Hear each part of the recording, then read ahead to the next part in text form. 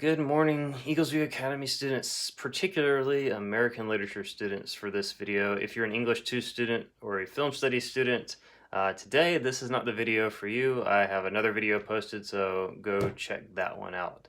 But American Lit students, today we're going to review the Psalm of Life that you were working on Thursday. So I'm going to go through that stanza by stanza. I asked you to paraphrase your own, and so as we go through, I'll read the stanza out and kind of explain how I'm going about it, give you some tips for how you can approach poetry as well. And if you need to make any corrections, if you misparaphrased it, make the corrections to your Google Doc. You will have a quiz on romantic poetry on Thursday, so make sure you are studying these.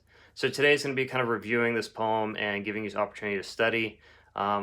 I would encourage you, though, to be working on your research paper. It's due in a little over 2 weeks, so make sure you are making progress on that. That's the first draft, but you want the first draft to be a good draft.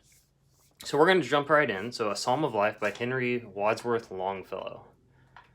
And we get the subtitle, What the Heart of the Young Man Said to the Psalmist. So, a psalm we typically think of as something in the Bible. There is the book of Psalms.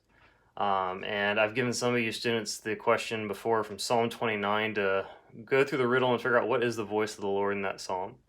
But that's not what we're going to worry about today. But you can see the structure is kind of set up like a psalm.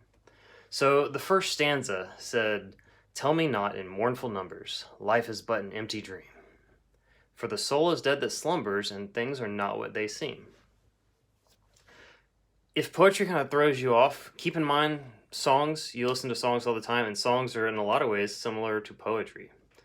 Now, some songs are not very sophisticated, like, Baby Shark, stuff like that, but some can have a lot of depth. And so with songs, you usually can follow them pretty well, and part of that is because you hear the meter, you hear the rhythm, you hear the emphasis in the singer's voice when they emphasize certain words and use certain grammatical structures that make sense to the ear.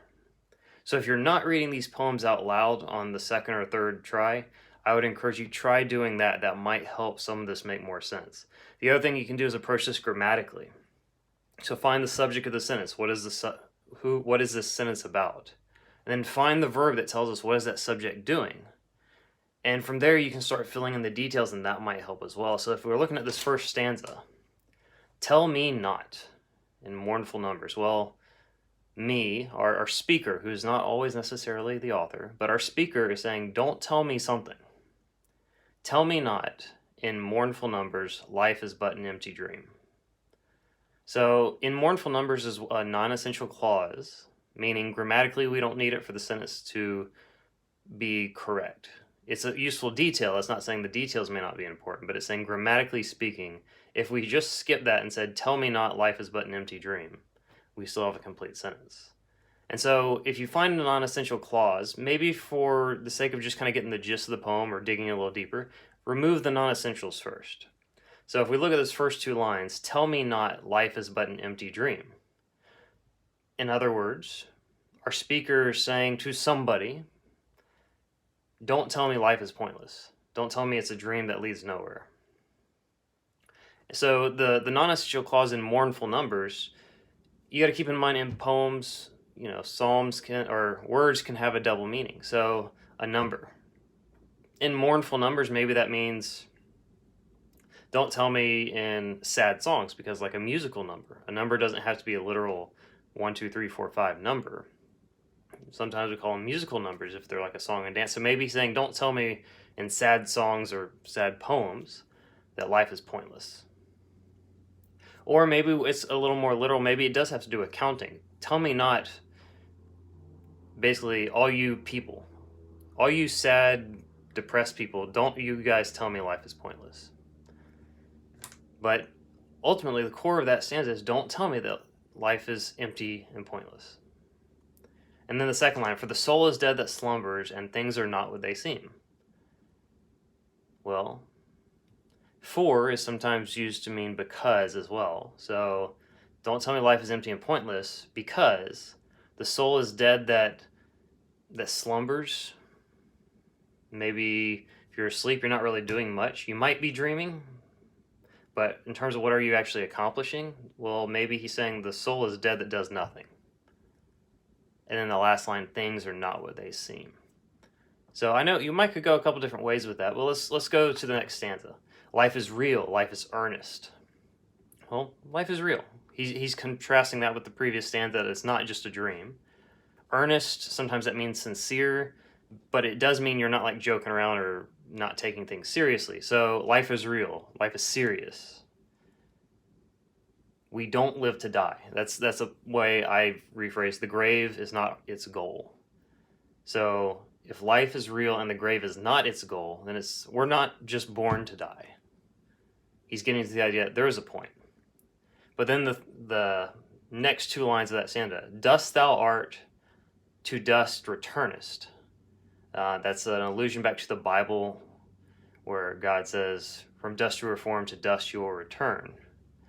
But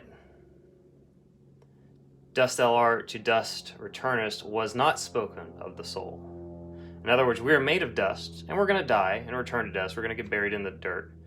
But the soul doesn't. The soul does not apply there. So that second stanza, life is real and serious. We don't live to die. You're made of dust, and you'll return there one day, but the soul does not. The soul does not return to dust. Stanza 3, not enjoyment and not sorrow is our destined end or way.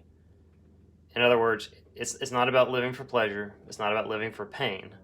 That's not our destination. That's not the end game of life. Instead, but to act, that each tomorrow find us farther than today. In other words, we don't live for just pleasure or pain. Instead, we live so that our tomorrows will be better than they were today. Art is long and time is fleeting, so time goes by fast.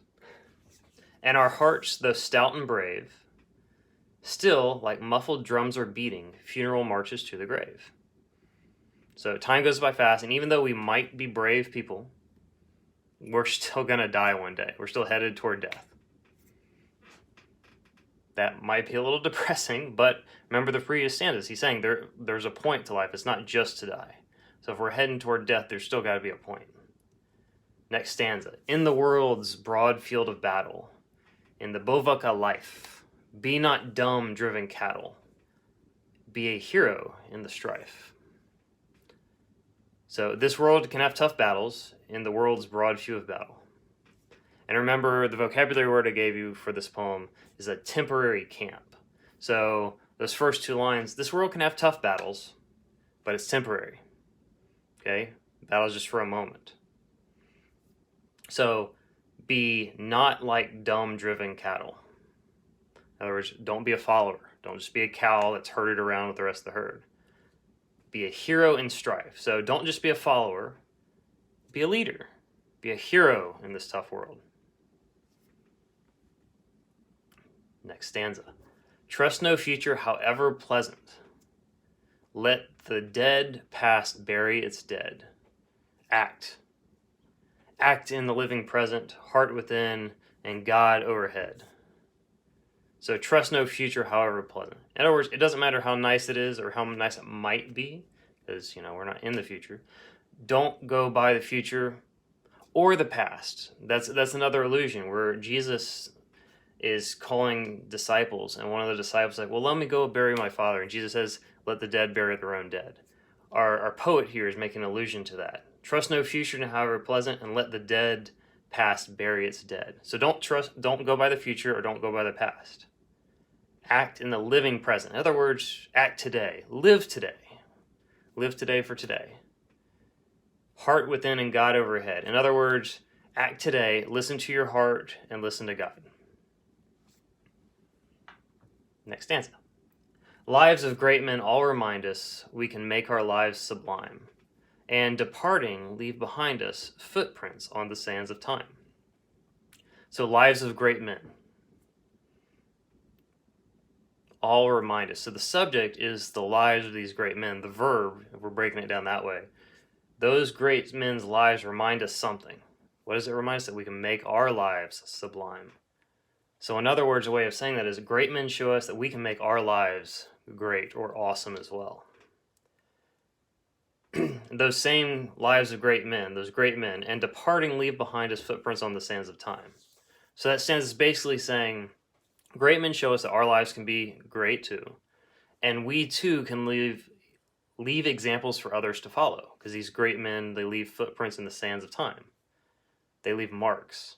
So whether you consider yourself a disciple of Christ or not, Jesus definitely left footprints on the sands of time, because it is the year 2020.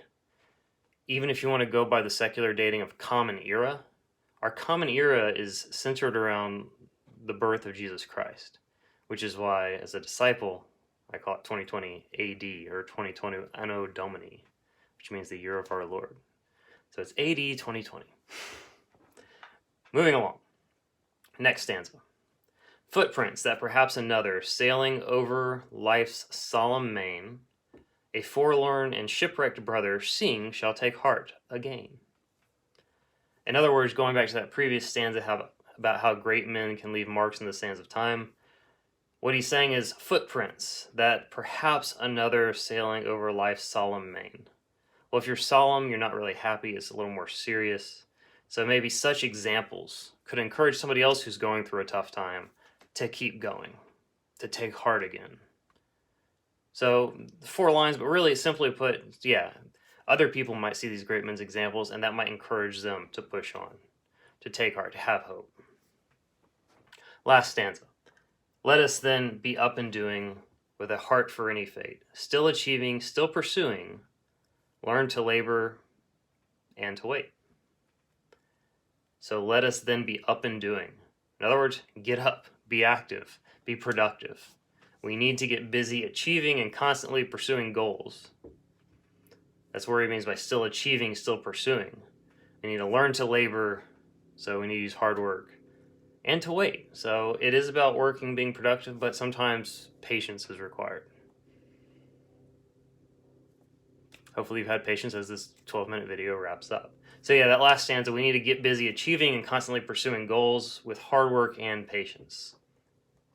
So take a look at your Google Doc. Remember, you titled it Name Psalm of Life, if you forgot, so you can find it later. If you need to make any corrections, you can rewind the video, take a look at it, and study this and the previous poem as well. I have one more activity for you tomorrow based on a Psalm of Life. And then we're going to talk about some research paper stuff on Wednesday. And Thursday, you will have a quiz. So make sure you're studying on these romantic poems. Okay, if you have a question, email me, as always, by my computer, ready to respond from 9 to 11 a.m. every weekday morning. So here we go, week 2 of EVA Online. Good luck, God bless, y'all stay safe, and hopefully I will see you in a few weeks.